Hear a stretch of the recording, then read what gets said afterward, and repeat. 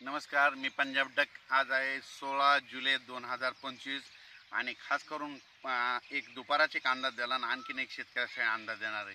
कारण की कशामुळे अंदाज द्यायचा हे मी आहे 16 जुलैला माझ्या शेतामध्ये आज त्यानं 35 दिवसाचा कापूस आहे। हे माझ्या कापसातून महाराष्ट्रातल्या शेतकऱ्याला अंदाज देणार आहे। तर खास करून कोणत्या जिल्ह्यासाठी देणार आहे की कारण की तुम्हाला सांगतो, इथं लातूर जिल्हा झालं, नांदेड जिल्हा झालं, परभणी जिल्हा झालं, बीड जिल्हा झालं, नगर जिल्ह्याचा काही भाग, त्याच्यानंतर धाराशिव जिल्हा, त्याच्यानंतर सोलापूर जिल्हा, सांगली या पट्ट्यात काय झालं म्हणजे आता ह्या मागच्या 15-20 दिवसापासून काही भागात पाऊस पडलेलाच नाही। तर त्या शेतकऱ्यासाठी मुद्दाम म्हणून खास करून आज परत एकदा डबल आम्ही अंदाज देत आहे। इंस्टाग्रामला टाकणार आहे आणि त्याच्यानंतर यूट्यूबला देखील टाकणार आहे। तर राज्यात आज आहे 16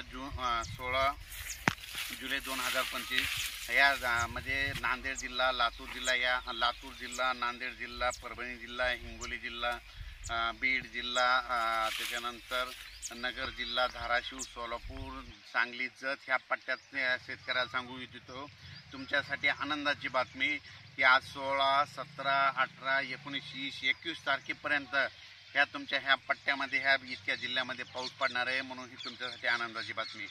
दररोज वेगवेगळ्या जिल्ह्यामध्ये बऱ्याच भागामध्ये पडून जाईल, पण तुमचं पीक मात्र जाणार नाही म्हणून ही अंदाज तुमच्यासाठी खास करून देत आहे। राज्यात सर्व शेतकऱ्याला सांगायचं झालं तर इतर परिस्थिती बघायची झाली तर आपण पूर्व विदर्भाकडे 16 पासून ते 21 जुलैपर्यंत पूर्व